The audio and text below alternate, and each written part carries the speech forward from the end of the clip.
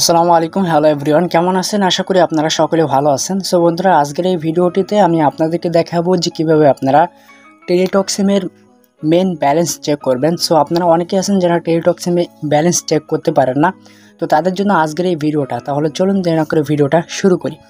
তো first of all আপনারা যে কাজটা করবেন, আপনারা চলে যাবেন আপনার মোবাইলের ডায়াল প্যাডে। তো মোবাইলের ডায়াল প্যাডে আসার পর আপনার একটা কোড নাম্বারের মাধ্যমে এই কাজটা করতে হবে। তো কোড নাম্বারটা হলো *152#।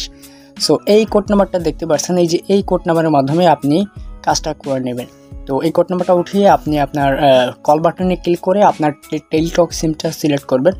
টেলিটক সিমে কল করে দেওয়ার সাথে সাথে কিন্তু আপনি আপনার ব্যালেন্সটা দেখে নিতে পারবেন। সো আমার কিন্তু টেলিটক সিম না, তো এই জন্য আমি কিন্তু আপনাদেরকে ডায়াল করে দেখালাম না।